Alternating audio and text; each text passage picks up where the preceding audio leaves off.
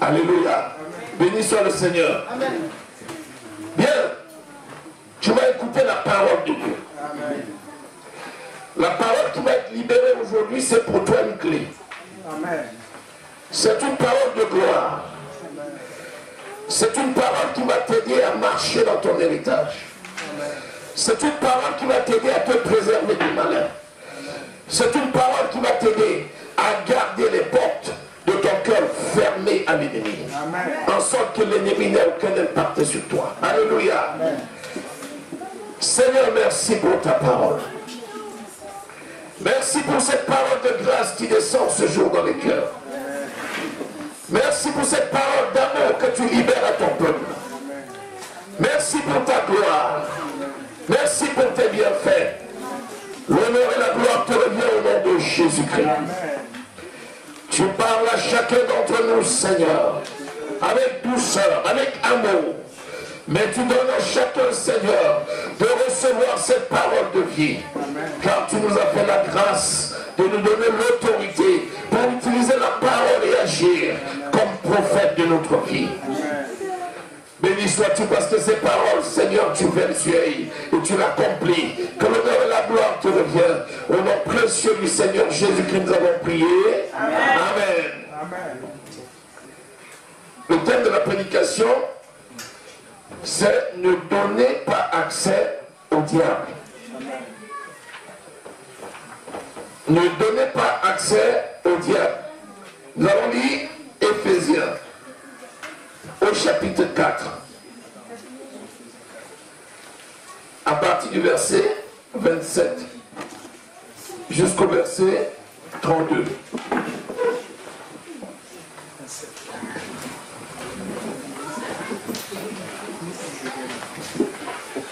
Ne donnez pas accès au diable. Que celui qui dérobait ne dérobe plus, mais plutôt qu'il travaille en faisant de ses mains ce qui est bien pour avoir de quoi donner à celui qui est dans le besoin. Qu'il ne sorte de votre bouche aucune parole mauvaise, mais s'il y a lieu, quelques bonnes paroles qui servent à l'édification et communiquent la grâce à ceux qui l'entendent. N'attristez pas le Saint-Esprit de Dieu, par lequel vous avez été scellés pour le jour de la rédemption. Que toute amertume, toute animosité, toute colère, toute clameur, toute calomnie, toute espèce de méchanceté disparaissent du milieu de vous. Soyez bons les uns envers les autres, compatissants, vous pardonnant réciproquement, comme Dieu vous a pardonné en Christ. Alléluia. Amen. Amen. Amen. Amen. Vous savez, nous qui sommes enfants de Dieu, qui avons cru au Seigneur Jésus, nous sommes devenus des pierres. La Bible dit que nous sommes une maison spirituelle. Et chacun d'entre nous est le temple du Saint-Esprit. Et chacun est une pierre. Et Christ est la pierre angulaire. Et chaque pierre, les unes mises à côté des autres, avec Christ qui est la tête, nous formons une maison. Donc nous sommes tous des pierres spirituelles formant le corps de Christ, formant une maison spirituelle. Le Seigneur Jésus dit à Pierre, l'apôtre, Pierre, tu es Pierre, et sur toi je bâtirai le royaume des cieux. Et le séjour des morts ne prévaudra point sur cette pierre. Il dit, je te donne la clé du royaume. Et avec vas fermer les portes du royaume et tu vas pouvoir l'ouvrir quand tu veux. Donc chacune d'entre nous a reçu la clé. Cette clé qui permet d'ouvrir et de fermer. C'est pour ça qu'il dit, tout ce que vous lierez sur la terre, je le lierai dans le ciel. Et tout ce que vous délierez sur la terre, je le délierai aussi dans le ciel. Alléluia. Donc, nous avons reçu la clé. Cette clé, c'est celle qui ouvre toutes les portes. Cette clé, c'est le merveilleux nom de Jésus. Avec cette clé, nous sommes dans le royaume des cieux. La Jérusalem céleste. Sion, la cité du Dieu vivant. Où nous avons été mis avec Christ. Parce que là où est Christ, il nous a amenés avec lui dans sa gloire. Et Éphésiens 1, verset 21, Éphésiens 2, verset 6, nous disent que, effectivement, nous sommes assis avec Christ dans les lieux célestes.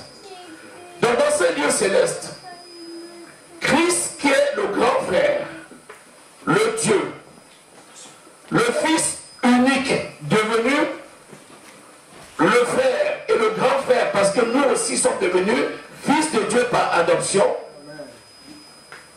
Lui qui a les clés de la mort et du séjour des morts, nous a responsabilisés en nous donnant à nous aussi les clés de la mort et du séjour des morts.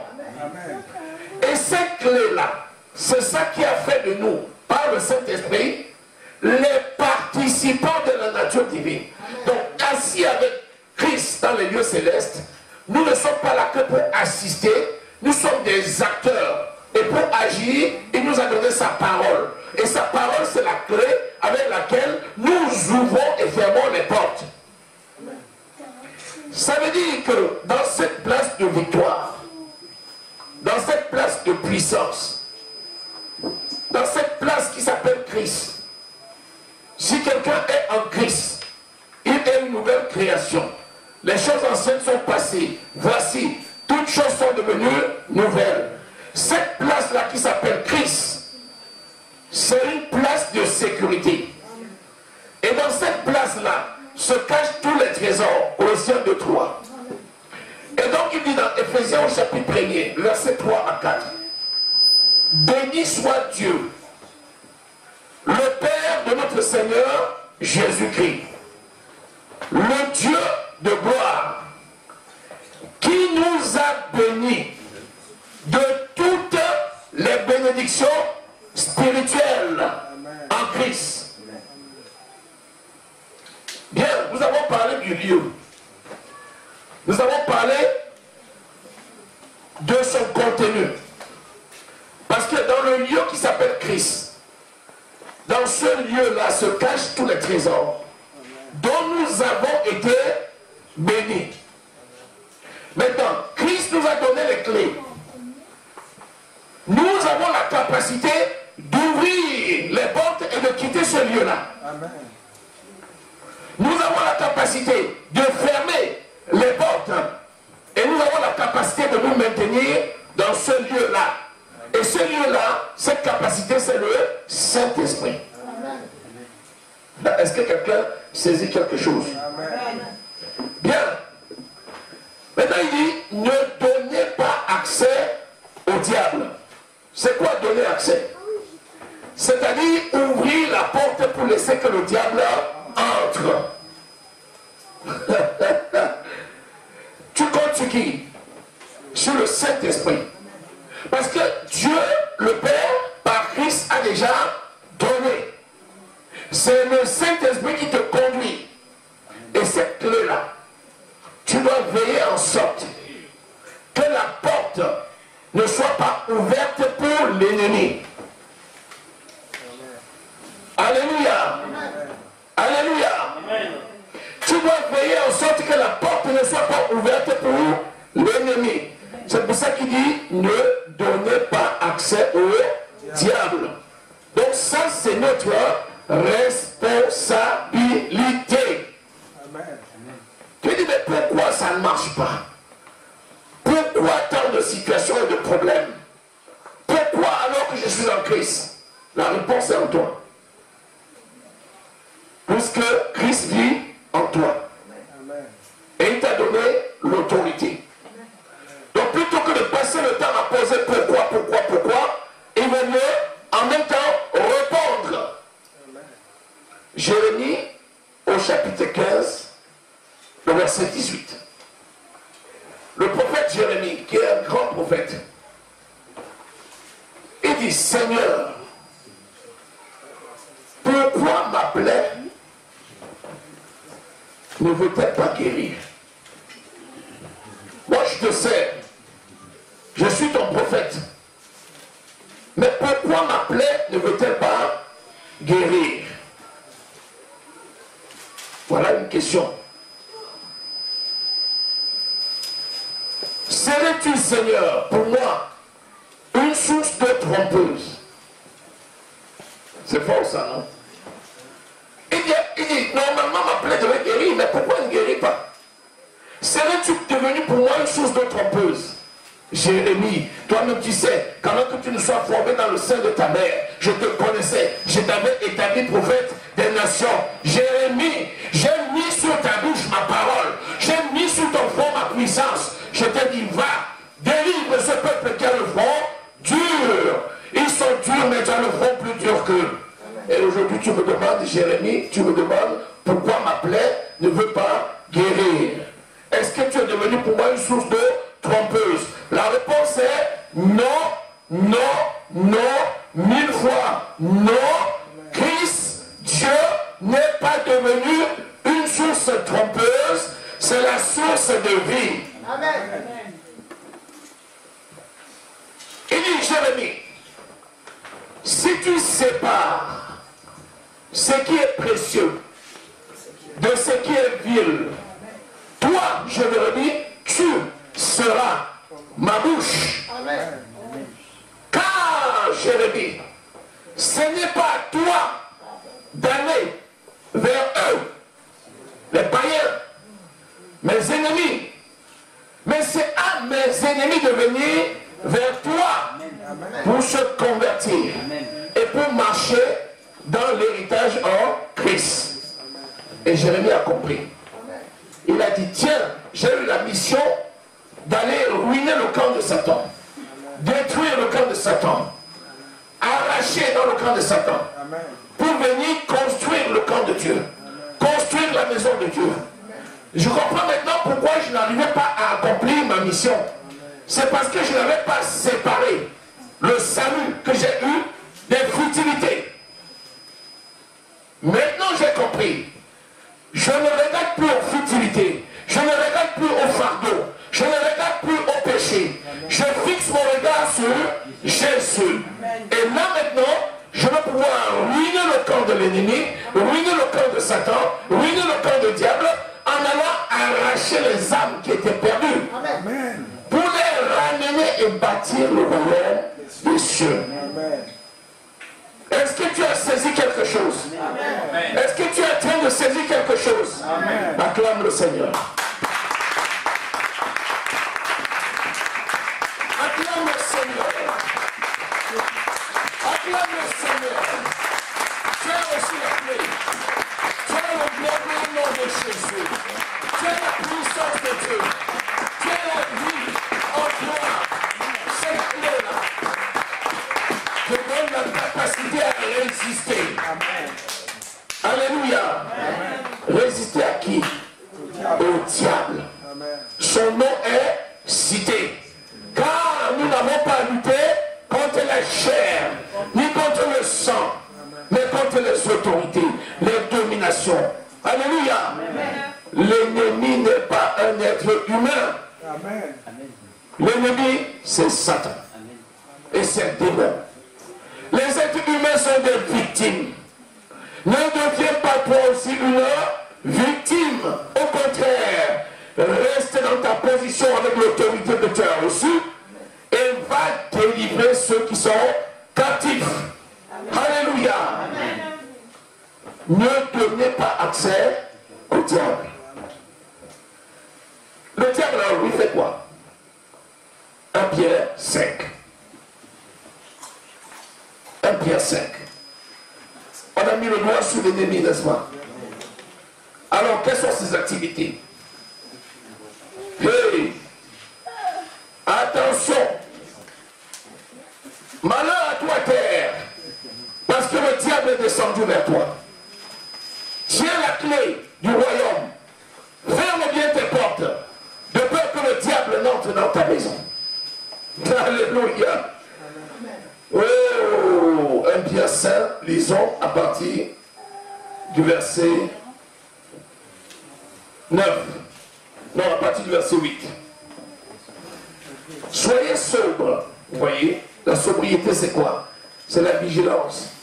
C'est sortir de l'état d'ébriété pour revenir à l'état de conscience.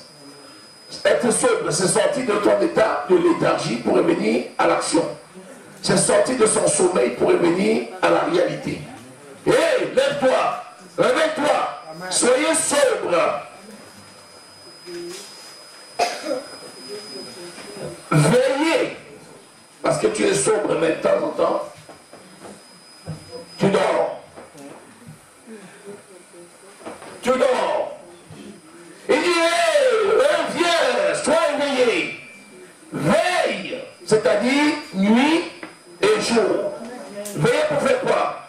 Pour combattre dans la prière. Veillez. Votre adversaire. On n'a pas dit vos adversaires. On dit votre adversaire. Qui? Le diable. Rôde comme un lion réussissant. Oh, c'est pas le lion gentil. Hein. Il rôde. Mais quand on dit qu'il rôde, ça veut dire quoi? Ça veut dire qu'il tourne autour d'un enclos cherchant l'issue. Il cherche ce qu'il va dévorer. Il est rugissant parce qu'il a faim. Le diable a faim.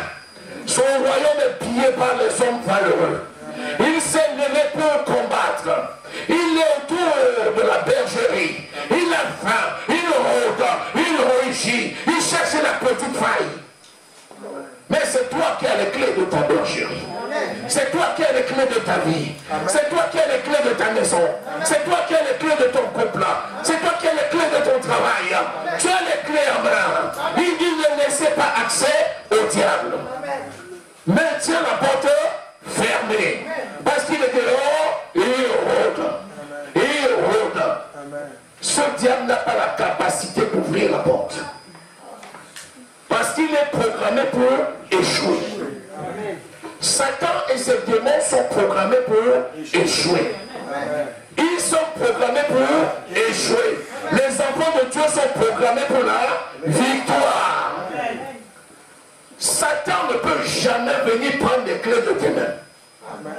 Il n'en a pas la capacité. Malgré sa volonté, il n'est pas capable. C'est toi qui es le maître de la situation. C'est toi qui es le maître de la situation. C'est toi le boss dans cette affaire. Tu as la clé. Tu tiens la clé.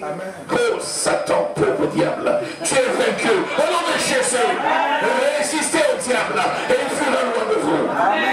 Hey, tu saisis quelque chose? Acclame l'Éternel des armées.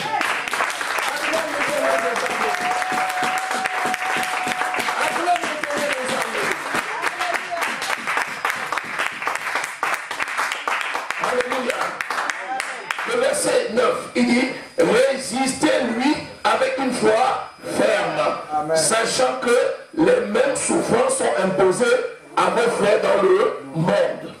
Parce que tu vas dire, c'est peut-être moi. L'autre est bien, le diable ne le poursuit pas, il t'a dit. On t'a dit que le diable laisse un enfant de Dieu. Si tu es dans le véritable, le diable est à tes touches. C'est une équation qui n'échoue jamais. Tu dis, ah, tel est bien. Ah, ils sont bien. S'ils connaissaient mes problèmes, s'ils étaient dans ma situation, et ils rient, ils sont contents. Parce que s'ils étaient dans tu crois qu'ils ne sont pas dans ta situation, ils sont le plus souvent même dans une situation qui est pire. Mais sauf qu'ils sont conscients qu'ils ont la clé. Et que le diable ne peut pas venir prendre situation. Tu as la clé. Il dit veillez. Résistez-lui parce que le diable est furieux. Au lieu de prier, tu dors. Au lieu de veiller, tu rentres. Lorsqu'on se donne rendez-vous pour combattre, pour montrer nos gros muscles spirituels, on arrive avec nos biceps spirituels. On dit Satan, aujourd'hui tu vas voir. Tu vas voir ce que tu vas voir. Tu vas voir que je ne suis pas seul. On attend une armée redoutable. Après on voit 2 personnes qui se présentent. Hey! Satan dit, où sont ton armée là? Quand nous veillons, nous prions, Satan, il connaît. Il sait que les gars sont en train de se préparer. On arrive là, on cherche les combattants. Ils sont en train de roupiller. Oh Jésus, Jésus il est merveilleux, n'est-ce pas? Jésus pas prié, il prend 3 lieutenants de grands noms. Pierre, Jean et Jacques. Il vient sur le volet. Il dit parmi les 12 là, il dit c'est 3, ce sont des hommes de rang. C'est-à-dire que des vrais gladiateurs. Pierre, il dit présent. Jean, présent. Jacques, présent. Au boulot. Il monte là, il dit aux autres, restez là. Attendez, je viens. Il prend 3. Il monte, ils avancent, il dit restez là. Le reste est là. Pierre, Jean, Jacques sont là. Et lui-même il monte au sommet. C'est ça, comme ça que le Seigneur travaille. Il prie, une heure après, il vient dire au gars, est-ce qu'on est bon? Pierre dormait. Jean et Jacques dormaient. Il dit, vous n'avez pas tenu une heure avec moi. Levez-vous, veillez et priez afin de ne pas tomber dans la tentation. Qui est le tentateur? Le diable. Si tu ne veilles pas, si tu ne pries pas, tu tombes dans la tentation. Je t'assure, la seule façon pour toi de résister, de combattre, de vaincre l'ennemi, c'est la veillée, c'est la prière, en tout temps. C'est seulement comme ça que tu vas le vaincre. Il s'en va encore, il prie, une attend, il revient. Vous dormez encore. Il s'en va encore, il prie, il revient, il était. Il dit bon, dormez alors. Non, ne dormons pas. Amen. Alléluia. Ne dormons pas. Bien, allez, on sait maintenant ce qu'il faut faire.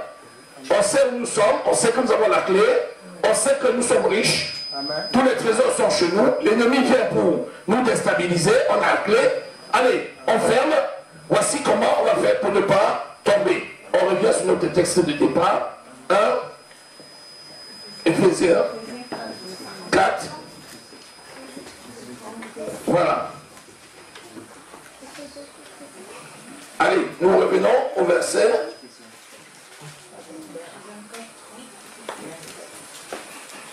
Verset 27, on a dit. Voilà. Éphésiens 4. Voilà.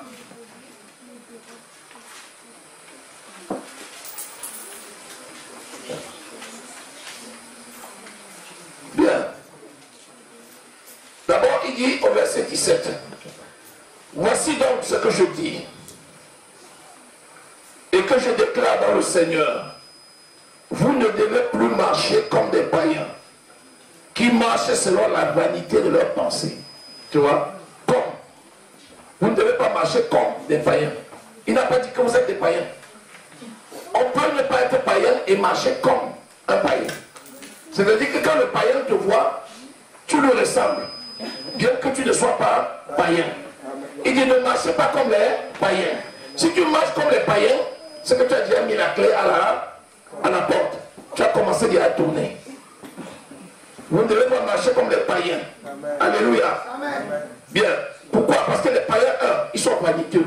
C'est des vantards, ils se vantent. Ce sont des tonneaux vides. Ils font beaucoup de bruit. Alors, ils marchent selon les vanités de leurs pensées. Ils ont des pensées qui sont pourries, obscurcies. Alléluia. Amen. Ils ont l'intelligence obscurcie. Ils sont étrangers à la vie de Dieu à cause de l'ignorance qui est en eux et de l'endurcissement de leur cœur. Donc ils ont fermé leur cœur. Ils sont endurcis. Ils sont ignorants. Ils ne connaissent pas. Ils sont dans les ténèbres. Ils se vantent. Et pourtant ils sont dans les ténèbres. C'est pour ça que ce sont des tombeaux blanchis. À l'extérieur ils paraissent propres, mais dedans ce sont des os. Ils sont morts. 1000 fois morts. Ne marchons pas comme eux. Alléluia. Ayant perdu tout sentiment, ils se sont livrés à la dissolution pour connaître toute espèce d'impureté jointe à la cupidité. Leur part, c'est l'argent. Il leur faut l'argent à tout prix. La cupidité, c'est l'amour de l'argent. Celui qui est cupide a pour Dieu Mammon, le Dieu de l'argent. Il dit, il me faut l'argent, quel que soit le cas. Alors il va chercher l'argent partout où ça se trouve. Il utilise les armes de l'ennemi pour chercher l'argent. Ne fais pas comme ça. Amen. Ne mange pas dans la dissolution, dans l'impureté. Alléluia. Il faut éviter le péché. Il faut éviter l'impudicité. Il faut éviter le mensonge. Il faut éviter toutes ces choses. Pourquoi? Parce qu'au verset 19, il dit, ayant perdu tout sentiment, ils se sont livrés. Vous voyez? C'est parce qu'ils ont perdu. Ils n'ont pas la nature de Dieu. C'est pour ça qu'ils se livrent. Mais toi qui as la nature de Dieu, tu ne dois pas te livrer. Parce que tu as la capacité à résister. Alléluia. C'est donc comme ça. Alléluia. Et voilà ce qui vous concerne. Verset 20. Mais vous, ce n'est pas ainsi que vous avez appris Christ. Vous voyez? Il fait la part des choses. Hein? Il dit, ne marchez pas comme. Parce que vous avez connu Christ différemment. Il dit donc, allez, restez dans votre position. Ne faisons pas comme eux. Alléluia. Si du moins vous l'avez entendu, et si conformément à la vérité qui est en Jésus, c'est en lui que vous avez été instruits à vous dépouiller. Vous voyez? Donc, ne pas faire comme les païens, mais se dépouiller du mal pour demeurer dans la position sainte, dans la sainteté, avec la clé du bonheur qui est à vous. Et là, vous naviguerez dans le bonheur. Alléluia. Alléluia. Béni soit le Seigneur. Voilà. Au verset 28, il dit que celui qui dérobait ne dérobe plus. C'est les gens qui volent. Il dit, ah, je ne vole pas. Mais il ne sait même pas qu'il vole. Ou bien il fait semblant de ne pas savoir. Il dit, je n'ai jamais cassé une banque. Hein. Il croit que voler, c'est juste aller casser une banque. Ou bien braquer une bijouterie. Il dit, j'ai jamais fait ça. Non. Voler. Voler, c'est prendre tout ce qui ne t'appartient pas. Alléluia. Amen. Alléluia. Amen. Y compris dans la maison de Dieu. Vous allez voir dans l'Ancien Testament, il y avait un roi qui s'appelait Asa. Il aimait Dieu et comme il aimait Dieu, il avait eu des grandes victoires. Après, il a oublié les victoires que Dieu lui a données. Et quand on l'a attaqué, il est parti chercher le roi des Syriens pour venir le secourir au lieu d'appeler le Dieu. Et il est parti dans les trésors, il est parti dans la maison de Dieu. Tout l'or, tout l'argent que ses parents avaient gardé, il a pris ça.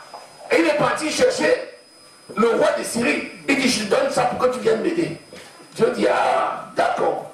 Comme tu m'as oublié, et que maintenant tu es allé chercher le secours là-bas, voici, tu auras ta récompense. Il a été battu. Vous voyez? Donc même quand tu prends ce qui appartient à Dieu, et tu sers l'ennemi avec, tu as volé. Tu as volé Dieu. Il dit, sers le Seigneur avec tous tes biens. Lorsque ce que tu as sert à la gloire de Dieu, ça veut dire que tu l'as utilisé à bon escient. Dès que tu l'utilises à mauvais escient, tu as volé parce que tu appartiens à Dieu avec tous tes biens. Vous voyez? Parfois ce sont des petits détails. Après le même Asa était malade. Il a oublié de prier. Il était mal allé voir les médecins. Il dit, ah, Dieu ne peut pas me guérir, je veux voir les médecins. Le Seigneur dit, tu es allé voir les médecins. D'accord. Il en est mort. Il en est mort. Il est mort de sa maladie. Est-ce que tu es contre les médecins? Non. Loin de là. Marc, médecin. Luc, médecin. Vous lisez dans la Bible, il y avait beaucoup de médecins. Et qui servaient Dieu. Donc Dieu n'est pas contre. Mais quand tu vas voir le médecin, tu dois aller voir le médecin au nom de Jésus. Il y a une nuance. Hein? Il y a une nuance, n'est-ce pas? Béni soit le Seigneur. Amen. Attention, attention, attention. Ne dérobez pas. Ne dérobez pas, mais plutôt travailler en faisant de vos mains ce qui est bien pour pouvoir aussi aux besoins des autres. Vous voyez? Donc la meilleure façon de préserver ta vie, c'est de te rendre disponible pour aussi aider tes frères. L'argent de quelqu'un, c'est la rançon de sa vie. Pourvu que cet argent serve à la gloire de Dieu. Qu'on ne devienne pas idolâtre de l'argent, mais qu'on l'utilise pour la gloire de Dieu. Quand tu as des choses, tes frères n'ont pas. 1 Jean au chapitre 3.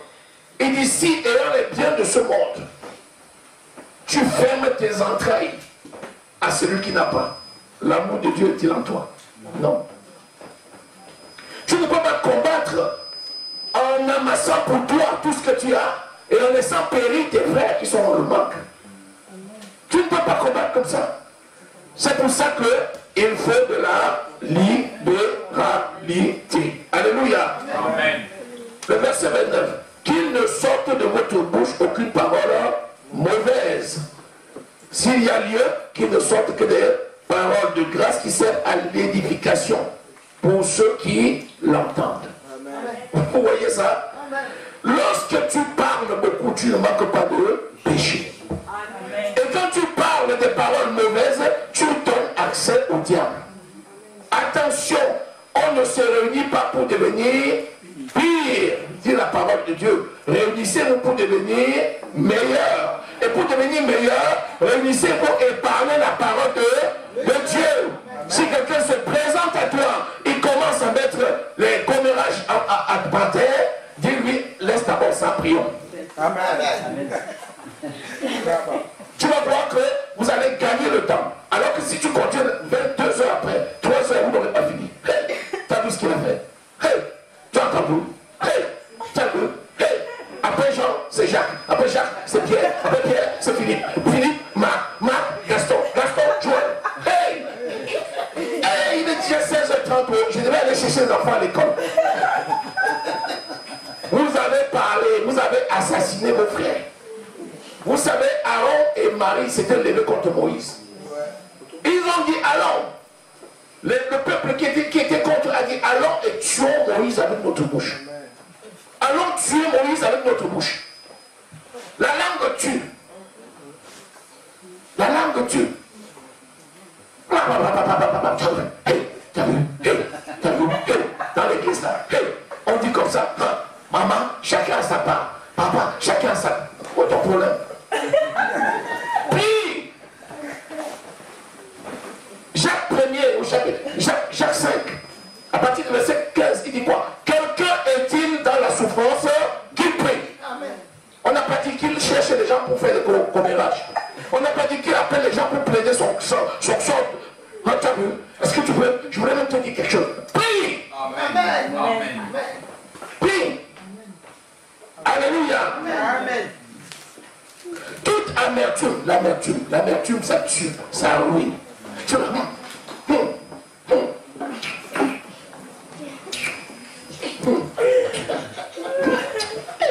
Ton problème c'est quoi? Ton problème c'est quoi? Tu es là, tu dis, oh, vraiment, aujourd'hui si je ne suis pas bien, aujourd'hui, on va voir demain. Pardon, laisse-moi aujourd'hui. Donc, c'est quoi? L'amertume, tu commences à... Tu remontes l'histoire. Tu choisis que ce qui est négatif. Tu ne penses qu'à ça, tu ne penses qu'à ça, tu ne penses qu'à ça. Tu parles. Un jour, on va faire ceci. Le 2 jours, l'année passée, on va faire ceci. Telle personne m'a fait ceci. Mais pourquoi tu ne parles pas de ceux qui t'ont fait du bien? Pourquoi tu ne dis pas tel m'a fait du bien, tel m'a fait du bien, tel m'a fait du bien, tel m'a fait du bien? En faisant comme ça, tu ne donnes pas accès au malin quand tu parles du bien. Mais il dit qu'il ne sorte de votre bouche que des actions de grâce. Amen. Entre tout ce que tu as déjà vécu, pourquoi tu ne fais que ressasser ce qui a été un échec? Certains sont tellement focalisés sur les problèmes qu'ils ne voient même plus les solutions. Il vient et présente 5 problèmes au Seigneur. Le Seigneur résout un problème, il regarde les 4 autres. Le Seigneur résout le 2e problème, il regarde les 3 autres. Le Seigneur résout le 3e problème, il regarde les deux autres. Le Seigneur résout le quatrième problème, il regarde le seul. Il attend. Depuis, le Seigneur ne m'a pas béni. Il ne m'a pas béni. Pourquoi? Il ne voit pas la résolution des 4 problèmes. Il focalise que sur le seul. Il dit, depuis 2 ans, depuis 3 ans, depuis 5 ans, que je demande ça, le Seigneur n'a pas donné. Le Seigneur m'a abandonné. Il t'a abandonné. Il t'a pas abandonné, il t'a béni. Dieu t'a béni. Est-ce que tu es béni? Acclame le Seigneur. Acclame le Seigneur.